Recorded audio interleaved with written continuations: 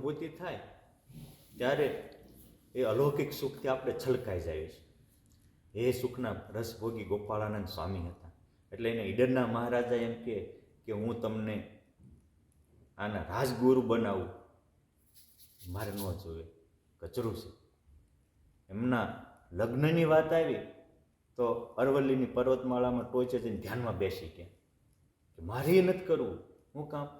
કે એ ભગવાનના સુખ આગળ ભાગવતજીમાં લખ્યું છે કે કનક કાંતા સુખાનામ ત્રિલો કેશુ ન શાંતિ લેશ. જે સ્ત્રીમાં ધનમાં સુખ માનીને 3 લોકનું રાજ્ય મળે ને તો લેશ શાંતિ નથી મળતી. એ સુખ એવું છે. અને એ સુખ જેથી સમજાણું તેથી એ બ્રહ્માનંદ સ્વામીને ભુજના મહારાજા લાખ પસાવી બંધાવતા હોય, મોરબીના, જામનગરના, જુનાગઢના રાજાઓ એમને રાજપદે સ્થાપવા તૈયાર હોય, ભાવનગરના રાજા હોનેથી મઢી દેવા તૈયાર હોય, વડોદરાના મહારાજાઓ તો કહેણ મોકલે કે તમે એકવાર મારીને આવી આવો, રાજગુરુ થાપીને કેટલાય ગામડાઓ આપીને કેટલાય માણસો તમારી ગુલામી કરી દે. કે ભલાજી મેં તો સહજાનંદ કે ઉપાસી, સહજાનંદ કે ચરણ કમળ બીને ઓર જાનું સબ ફાસી. મને કાળનો ફંદો લાગે આ સુખ કેવું છે, કેવું એને એ સુખ સમજાણું, કેવી અલૌકિકતા પકડાણી. બસ આપણને જ્યારે ભગવાનની આવું સુખ, આવી શાંતિ, આવી અલૌકિકતા પકડાય ત્યારે જગતનું સુખ છોડવું કઠણ પડે નહીં. પણ મહારાજ આ મોટા સુખ આપવા આપણને આવ્યા હતા, કમસે કમ આપણને એ ખ્યાલ તો હોવો પડે ને, એ સુખના આપણને પ્યાસી તો હોવું પડે ને. આ બહુ મહત્વની વસ્તુ છે, સમજવા જેવો પોઈન્ટ છે. જ્યાં સુધી આપણને એ સુખમાં દ્રષ્ટિ ન પહોંચે ત્યાં સુધી અખંડ વૃત્તિ રહેવી અશક્ય છે. પહેલું 23મું વચનામૃત મહારાજ કે 2 પ્રકારના ભગત છે. એક તો દેહભાવ સ્વતો ભજન કરે છે, ભગવાનનો નિશ્ચય તો છે પણ દેહભાવ છે. અને બીજો એવું માને છે કે 3 ગુણ, 3 દેહ ને 3 આત્મા, એટલે કે પૃથક હું ચૈતન્ય છું, આમ માને છે. શું કરે છે? ખાલી માને છે. શું છે? માને છે. હું દેહ માને છે, બોલો હું અક્ષર બ્રહ્મ માને.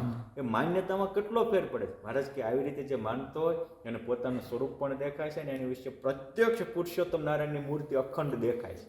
જો આ સ્થિતિએ પામવાનો રસ્તો પણ આ જ છે. અને જ્યાં સુધી આવી સ્થિતિ નથી થઈ ત્યાં સુધી એને વિઘ્ન છે. કોને વિઘ્ન છે? તો મહારાજ કે આવી સ્થિતિ નારદજીને નહોતી થઈ તો એને પણ પરણ્યાનું મન થયું. આનો અર્થ શું થયો કે આવી સ્થિતિ ન હોય તો નારદજી જેવો સ્થિતિવાળો હોય, ત્રિલોકમાં નિરાવનપણે વિહરણ કરતો હોય તો પણ વિઘ્ન લાગે. મહારાજ કે આવી સ્થિતિ બ્રહ્માજીને નહોતી થઈ તો સરસ્વતીને દેખીને એમાં મોહ થયો. એનો અર્થ એ થાય કે આખા બ્રહ્માંડનું સર્જન કરતા હોય બ્રહ્માજી જેવો બુદ્ધિ છે. આપણે તો એક વસ્તુ કોઈ કે સર્જન કર્યું હોય ને એના ગુણ લાગાયા કરવી છે કે ભાઈ એડિશનને બલ્બ શોધ્યો અને ન્યૂટનને ગુરુત્વાકર્ષણ શોધ્યું ને આખું બ્રહ્માંડ એને બનાવ્યું છે. કેટલી સંશોધન કર્યું છે, ગ્રહ રચ્યા, તારા રચ્યા, નિહારિકા રચી, સમુદ્ર રચ્યા, મેરુ ને હિમાલય જેવા પહાડોની રચનાઓ કરી, ગંગા યમુના જેવી મોટી નદીઓ રચી. એને કેટલું, એ બેની બુદ્ધિ કેવી છે.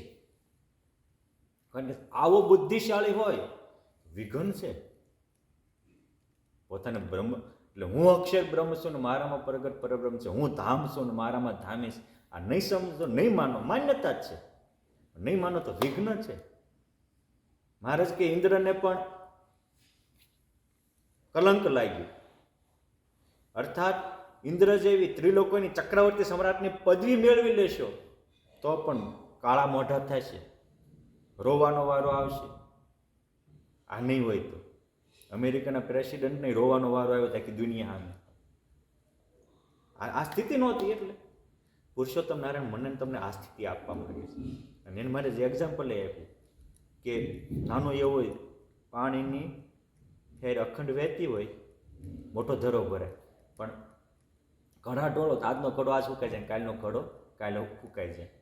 એમ થોડું ભગવાનનું સ્મરણ રહેતું છે તો આ સ્થિતિએ પહોંચી જશે કે તમે આમ કરીને આમ હાથ મૂકો ત્યાં બ્રહ્માનંદ સ્વામી કામી ઘોડાને નિષ્કામી કરી નાખ્યો. ભજનાનંદ સ્વામી રણુગામમાં ગયા અને મારકનો આખલો હતો, સ્વામી આમ કે આમ પાણી નાખ્યું, એને યોગી જેવો કરી નાખ્યો. ત્રીજે દિવસે ધામમાં મોકલી દીધો. અરે કૃષ્ણચરણ સ્વામી હતા, વિચરણ કરતા કરતા વાઘણિયા ગામમાં ગયેલા અને એક ખેડૂતનો ઉતરેલો બળદ હતો. પછી ખેડૂત બળદ કામ કરવા ન રહ્યો તો જંગલમાં વાડીમાં છોડી મૂકેલો બળદ પીડાતો હતો. સ્વામી આમ ભગવાનને સંભાળીને આમ પાણી નાખ્યું તે બળદનો ઉદ્ધાર કરી નાખ્યો. આ તાકાત આવે, આ ભગવાનના સંબંધનો તાકાત આવે ભગવત સ્વરૂપનું. એ વડતાલમાં પવિત્રાનંદ સ્વામીનું જે સભા મંડપ છે એ બનાવતા હતા બધા સંતો, એમાં નાનદાસ સ્વામી હતા. અને એ વખતે વડતાલમાં એક પાડો મારકનો થયેલો, કેટલાયને તો હોથવળો વાળી દીધેલા, મારી નાખેલા, મોતને ઘાટ ઉતારી દીધેલા. પણ સ્વામી આમાં આવતા હતા અને પાડો જે મારવા આવ્યો હતો, સ્વામી આમ ઉભા રહ્યા, આમ આવ્યો તો પોતાના હાથમાં તુંબડું હતું, પાડાને માથા મારીને આમ કરીને આમ પાણી મારીને પાડાને પાડી દીધો. અને પછી કે હવે શાંત થઈ જા, બોલ્યા તો શાંત, ગોરી ગાય જેવો થઈ ગયો. બીજે દિવસે ધામમાં મોકલી દીધો. આ કોઈકે પૂછ્યું સ્વામી આ ક્યાંય આ શામાંથી આવ્યું? કે ભગવાનમાં મન રાખવાથી. શામાંથી?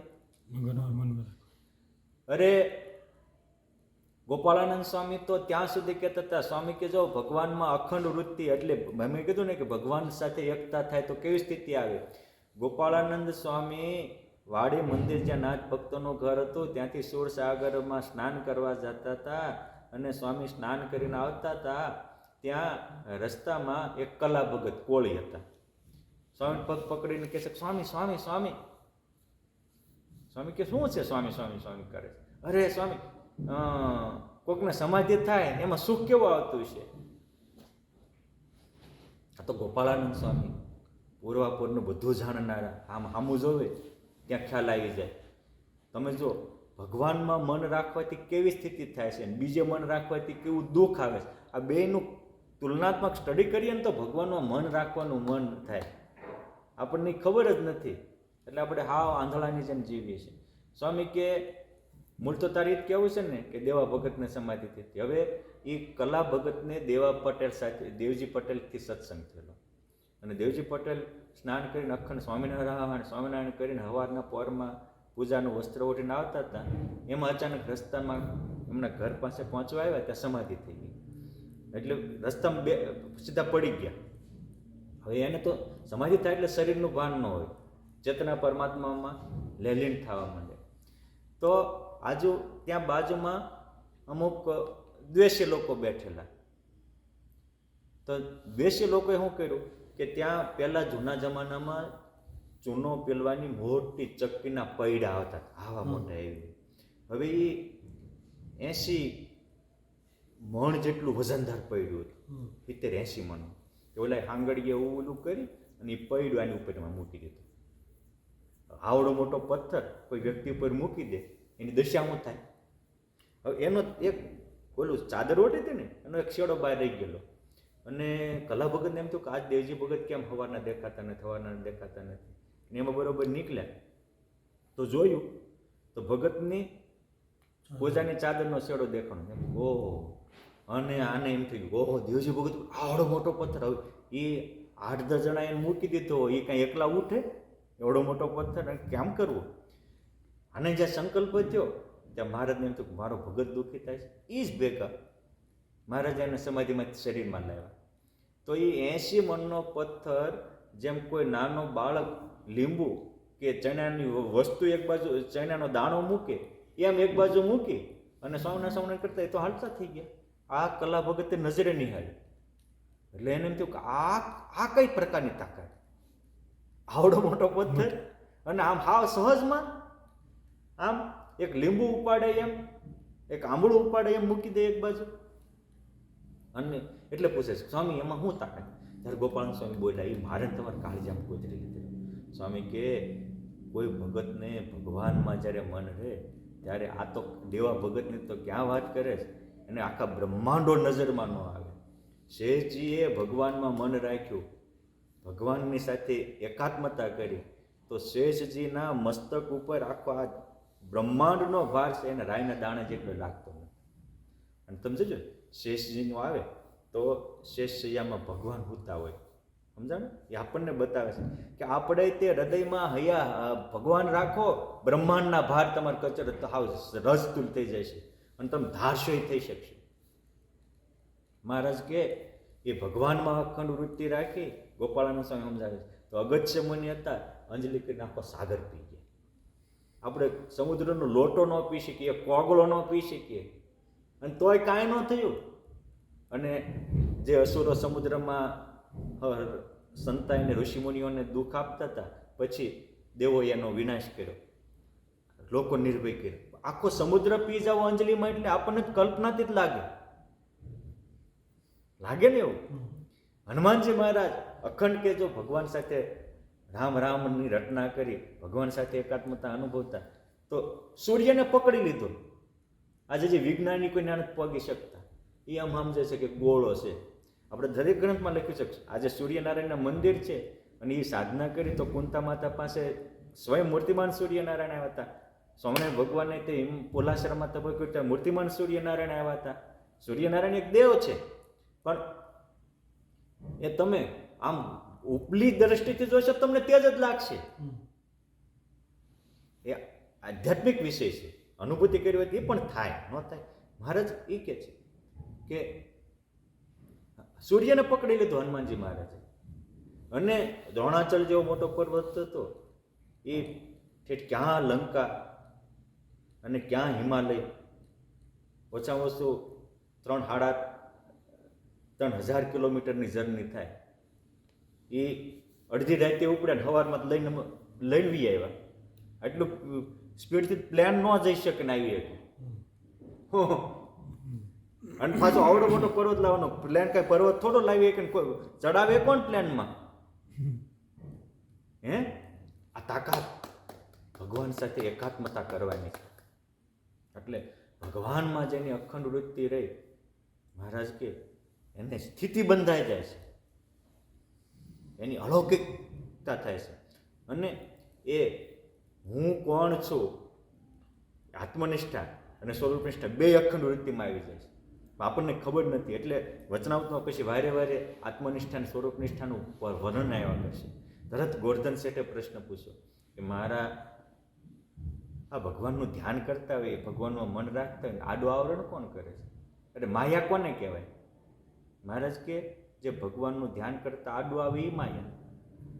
માયાને બે શક્તિ, ક્ષોભ શક્તિ અને આવરણ શક્તિ. હું શોભ શક્તિ અને જો આપણે આત્મા છીએ છતાં આપણને આત્માની અનુભૂતિ નથી થતી. આ દેહનું આવરણ આવ્યું, આ દેહ ભાવ છે એ જ મોટી માયા છે, આવરણ છે એ. અને ક્ષોભ એટલે આત્મામાં કોઈ વિકાર નથી, આત્મા નિર્વિકારી છે. પણ છતાંય દ્રવ્યને દેખીને ક્ષોભ થાય એટલે એને કામ, લોભ કહેવાય. સ્ત્રીઓને દેખીને મનમાં એના વિચાર આવે તો એ કામ કહેવાય. આ પકડાય છે આપણને. ક્ષોભ એ માયા કરાવે છે. હવે એ ક્યારે ન થાય તો કે આત્મનિષ્ઠા અને ભગવદ નિષ્ઠા બે આવે તો જ શોકથી પર થઈ શકો. એટલે ગુણાતીતાનંદ સ્વામી કે પુરુષ જ્યાં સુધી પોતાને પુરુષ માનશે ત્યારે એને સ્ત્રી જોશે, અને સ્ત્રી પોતાને સ્ત્રી માનશે તેને પુરુષ જોશે. પણ જ્યારે નિજાત્માનમ બ્રહ્મ રૂપમ, જો આ માયા જીતવાનો ઉપાય છે. ગુણાતીતાનંદ સ્વામી કે આ મહારાજે એક નિજાત્માનમ બ્રહ્મરૂપ એક આજ્ઞા કરીને હજારો લાખોના કારણ શરીર બાળી દીધા, અર્થાત હજારો લાખો છતાં દેહ બ્રહ્મરૂપ કરી મૂક્યા, મૂર્તિ રૂપ કરી મૂક્યા, દેહધારી મટાડી મૂર્તિ ધારી કરી મૂક્યા. આ તાકાત છે. પોતાને નિજાત્માનમ બ્રહ્મરૂપ માને. સ્વામી કે દેશ જ નોખો. જેમ ચરોતર એટલે ગુજરાતની ધરતી સ્વામી બોલ્યા, પણ એ મોટા ભાગની ગુજરાતની ધરતી એટલે ચરોતરની ધરતીને સંબોધીને કીધું. ગુજરાતની ધરતીમાં ગમે એટલું ખોદો તો પાણો ન નીકળે, પથ્થર ન નીકળે. એમ પોતાને બ્રહ્મરૂપમાં એ દેશ જ ન ખો. કહેવાનો અર્થ હું રાજુભાઈ, આપણે એ દેશના નિવાસી છીએ. એ દેશ આપણા બાપનો દેશ છે, આપણા ઘરનો દેશ છે, પરાયો નથી. અને મહારાજ આ દેશી આપણને પહોંચાડવા માંગે છે. અખંડ વૃત્તિ એ સ્વરૂપ નિષ્ઠા છે, અને માયાને જીતવાનો ઉપાય એ આત્મનિષ્ઠા છે. બ્રહ્મરૂપ થાવ એટલે માયા જીતા જાય છે. અને ભગવાનમાં મન રાખો એટલે પુરુષોત્તમના સુખથી ભરાઈ જાય છે. પછી એ આધારાનંદ સ્વામીએ લખ્યું આનંદની કે આનંદ આનંદ આનંદ અતિશય આનંદ. એનું મહારાજનું મુખ આનંદ છે, એની આંખ આનંદ છે, એના કાન આનંદ છે. આનંદ પામ, આનંદ કર, આનંદ મા મુખ મનોહર, આનંદ રૂપ અનુપમ કેવું, સૌ જનોને જોયા જેવું. હરિસ્મૃતિમાં આનંદ આનંદ આનંદ આનંદ આનંદ અનુ આનંદ આનંદ અનંત દુઃખ કો નહીં લેશ જ્યાં હરિજન ધ્યાની કહંત આત જાત નિજ ઘર હી જીમી. જેમ આપણે આપણા ઘરે જાવી આવી બહાર નીકળ્યું ને અંદર જાવી, એમ પુરુષોત્તમ પોતાને અક્ષર બ્રહ્મ માન્યો અને પોતામાં પરબ્રહ્મ માન્યા. એ તો રોજ પુરુષોત્તમ ભારે આમાં આપણે હું ને તમે તો વાતો કરવી ને એમ વાતો કરે. જવા આવવાનું ન હોય, આપણે એ દેશના નિવાસી છીએ. એટલે આ પુરુષોત્તમ મળ્યા, આપણને બ્રહ્મરૂપ કર્યા. એટલે હું કોણ છું, મને કેવો કર્યો છે, કોણ મળ્યું છે, આનો કેફ રાખવો તો પહેલું વચનામૃત સિદ્ધ થશે. મને 2 દિવસ પહેલા વડીલ દાદા આવ્યા હતા, આપણે કાંતિ દાદા કાલે જેના ઘરે અમારે થાળ હતો. મને કે સ્વામી 2 વચનામૃત બતાવો. હવે ઉંમર થઈ ગઈ.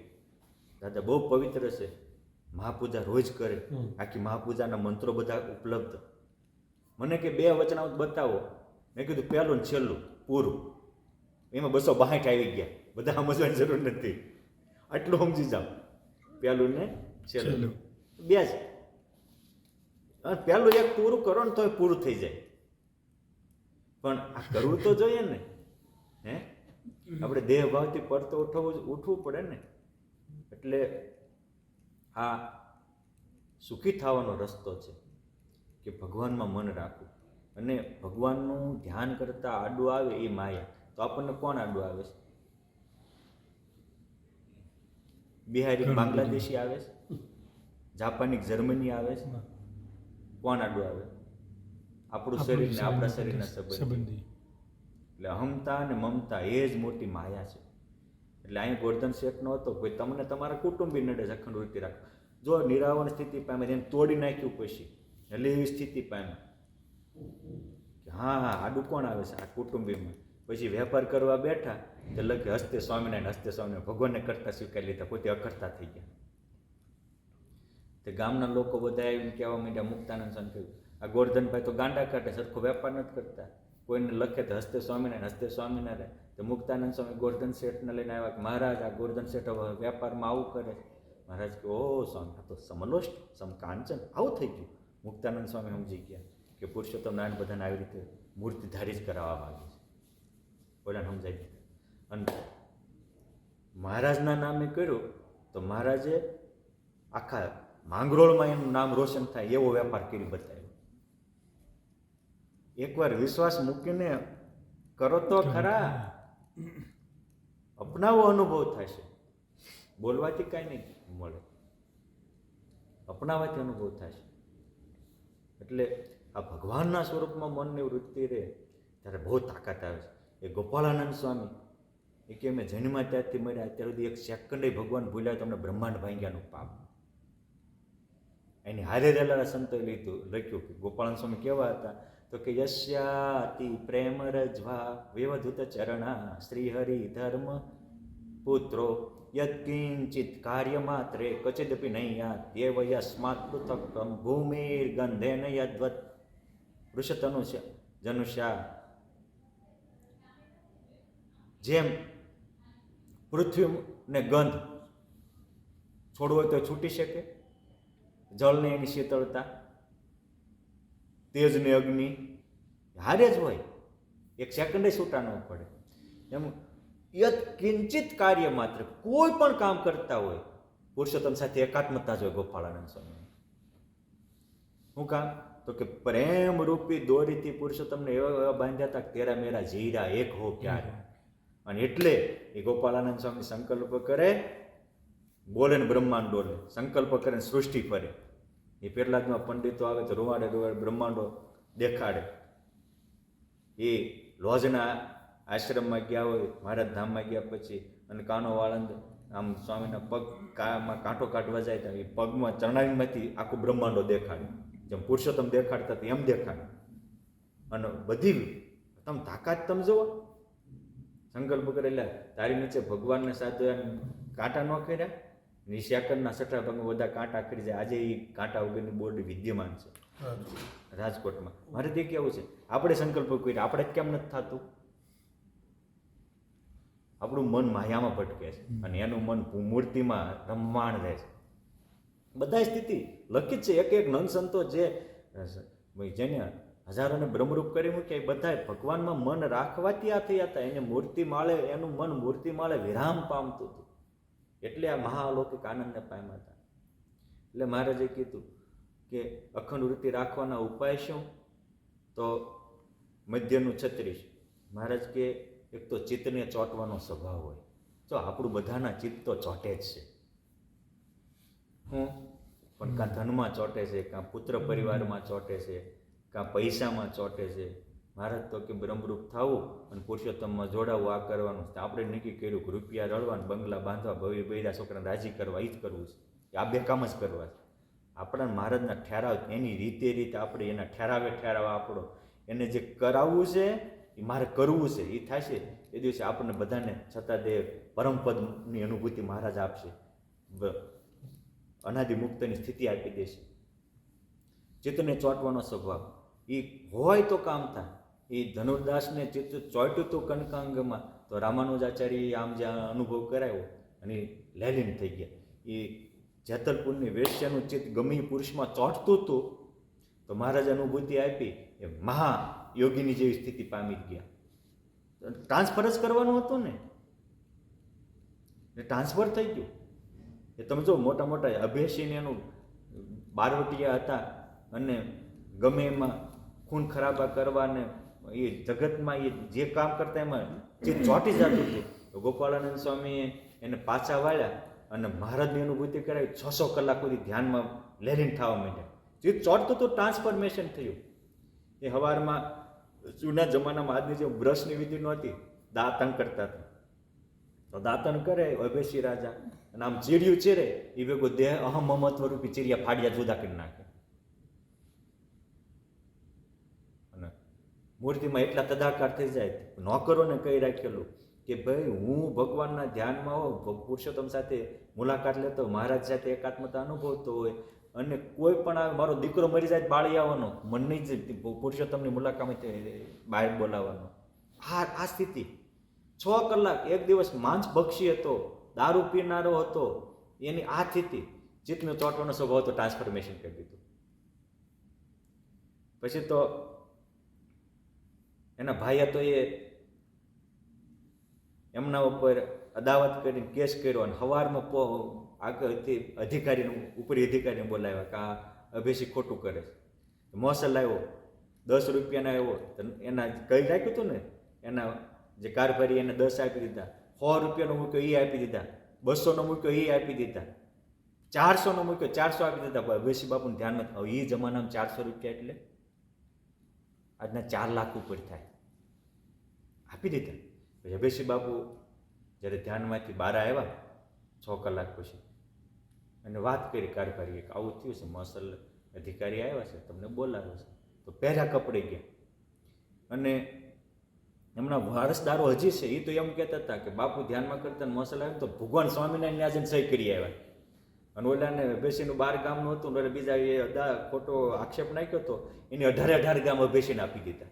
પણ ભગવાનનું ધ્યાન કરો તો આ લોકની બધી સિદ્ધિ પ્રાપ્ત થાય, અષ્ટસિદ્ધિ નવનિધિ રહેવા માંડે.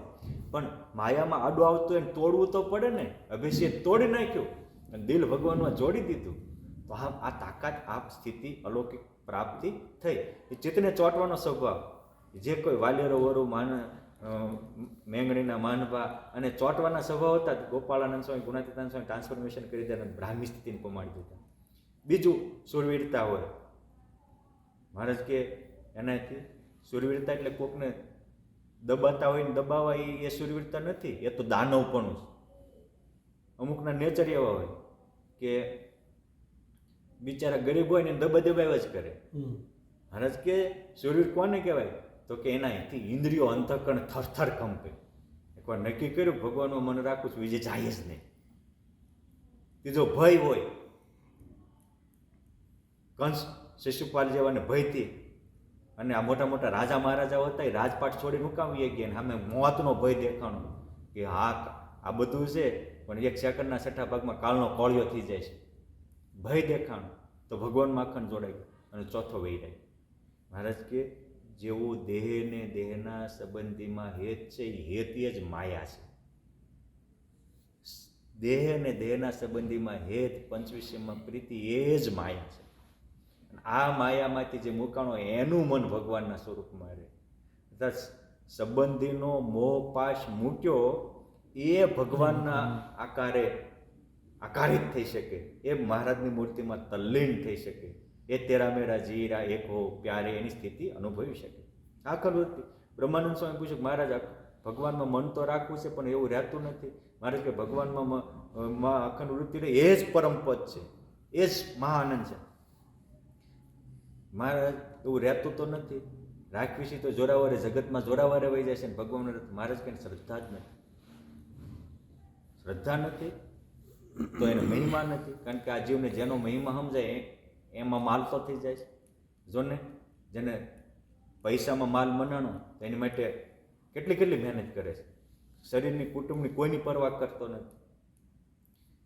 એમ એને માલ નથી મનાણો. જો મહિમા નથી, નિષ્ઠા જ નથી, અર્થાત એને પુરુષોત્તમની નિષ્ઠા જ નથી. પુરુષોત્તમમાં કેમ વૃત્તિ રહે? એટલે અખંડ વૃત્તિ એ પહેલું જ વચનામૃત. અખંડ વૃત્તિ એ ભગવન નિષ્ઠાનું વચનામૃત છે, ભગવત ભાવ. અને જેને જેની નિષ્ઠા હોય એ રૂપે રે. દેહ નિષ્ઠા છે, દેહ રૂપે રહે છે કે નહીં? એમ ભગવાન નિષ્ઠા ભગવદ રૂપ થાય એને જ ભગવાનની નિષ્ઠા થાય. અને દેહ રૂપ છે બધે દેહ દેખાય છે કે નહીં? એમ ભગવદ નિષ્ઠા હોય એને બધે ભગવાન દેખાય. મારે કે નિષ્ઠા જ નથી એટલે મહારાજમાં મન નથી રહેતું. તો આ શીખવું જોઈએ. વચનામૃત આ પાકું હજો એક વળી પાછો બ્રહ્માનંદ સ્વામી વાંહે પડી ગયા છે કે મહારાજ જગતમાં તો જોરાવરીએ રહે છે, ભગવાનમાં મન રહેતું નથી. પ્રથમનું 49મું મહારાજ કઈ ભગત જ ન કહેવાય. ભગવાનનો ભગત હોય એને તો જગતમાં મન રાખવું કઠણ કરે. અર્થાત ભક્ત એ છે કે ભગવાનથી વિભક્ત ન થાય. ભગવાનથી છોડવો હોય તો છૂટી ન શકે, મૂકવો હોય તો મૂકી ન શકે, એને ભગત કહેવાય. અને જેમાં આપણું મન જોડાયેલું રહેશે એના આપણે ભગત છીએ. દેશમાં જોડાયેલું રહે તો દેશભક્ત છીએ, પરિવારમાં જોડાયેલું રહે તો પરિવારના ભક્ત છીએ, પૈસામાં જોડાયેલું રહે તો પૈસાના ભગત છીએ, વિદેશમાં આવવાનું જોડાયેલું રહે તો વિદેશના ભક્ત છીએ, અને મહારાજમાં જોડાયેલું રહે તો મહારાજના ભક્ત છીએ. મહારાજ એવું કેમ થાય? મહારાજ કે અંતરદ્રષ્ટિ હોય તો. અંતરદ્રષ્ટિ એટલે હું કે પોતામાં અને બીજામાં ભગવાનને જોવા. અને ભગવાન સિવાય તો ગોલોકાદિક ધામ દેખાય કે ચક્ર દેખાય તોય બાહ્ય વૃત્તિ છે. હવે પહેલી વાત પોતામાં ભગવાન જોવા એટલે ક્યાં જોવા? તો કે અંગો અંગમાં વિનાશ નાથ નિરીખ્યા છે, તેને હૈયે છે ઉલ્લાસ. પોતાના અંગો અંગમાં જોવાના. એટલે અને પોતામાં જે પરમાત્મા જોઈ શકે છે એ જ બીજામાં જોઈ શકે છે. પોતાને જે બ્રહ્મરૂપ માની શકે છે એ જ બીજાને બ્રહ્મરૂપ માની શકે છે. જે પોતાના આત્મામાં પ્રીતિ કરે છે એ જ પરમાત્માનો પ્રેમાસ્પદ બની શકે છે. માટે આ વસ્તુ છે કે માયાને મૂકવી અને મહારાજને પકડવા, એની માટે આ અખંડ વૃત્તિ આપણા નંદસંતોએ વારે વારે પૂછી છે. માયાને મૂકવા માના પણ પ્રશ્નો અનેક છે. અહમમતા એ જ માયા છે. માટે રોજ પ્રાર્થના કરી કે આ રોજ કીધું કે હે મહારાજ અમારી ઉપર કૃપા કરજો, અહમમતો રૂપી માયાથી અમારી રક્ષા. આ બીજો પ્રશ્ન છે. અને જેને અહમતા અને મમતા મૂકી એને જ ભગવાનનું ધ્યાન થયું છે. બાકી જે અહમ અને મમતાના કુંડાળામાં ભૂંચવાયેલો હોય એનાથી મહારાજનું ધ્યાન થાય નહીં. અને ધ્યાતા ધ્યેય સ્વરૂપ બની જાય એને ધ્યાન કહેવાય. ઉપાસક ઉપાસ્ય રૂપ બની જાય એને ઉપાસના કરી કહેવાય. અક્ષરધામના મુક્તો બધા પુરુષોત્તમ રૂપ છે, માટે પુરુષોત્તમના ઉપાસક છે. એનું ધ્યાન એ ધ્યેય સ્વરૂપમાં તદાકાર બની ગયા છે, એટલે એનું ખરું ધ્યાન છે. ગોરધન શેઠ એ મહારાજમાં એકાકાર થઈ જતા, માટે એને ધ્યાન સિદ્ધ કર્યું. એ પછી ખંભાતના ભક્તો વડતાલમાં સૂતરફેણીની 6 માટલી લાવે. મહારાજ કે મારે જમી છે, લ્યો ગોરધન શેઠ જમાડો. એ ગોરધન શેઠ જમે ને પુરુષોત્તમનું તૃપ્તિનો અડકાર આવે. આ ધ્યાતા ધ્યેય સ્વરૂપ બની ગયા. આ ધ્યાન છે. આવું ધ્યાન મને તમને મહારાજ શીખવાડો. પહેલા વચનામૃતથી આરંભ કરે છે. અને હવે પાછલા જે 2 પ્રશ્નો છે કે ભાઈ આવી રીતે પુરુષોત્તમનું ધ્યાન કરીએ અને આવી રીતે પુરુષોત્તમમાં મનની વૃત્તિ રાખીએ તો ભગવાનના સ્વરૂપ ભગવાનને તો પ્રાપ્તિ શું થાય અને એમાં વિઘ્ન શું છે એ પહેલું જ વચનામૃત છે. કાલે આપણે પ્રાપ્તિ શું થાય અને એમાં એ ભગવાનના મહિમા સમજાય તો એમાં રહેશે, એમાં વિઘ્ન શું થાય એ વસ્તુ આપણે કાલે શીખશું. અસ્તુ. જય સ્વામિનારાયણ. જય સ્વામિનારાયણ. હે મારા નાથ,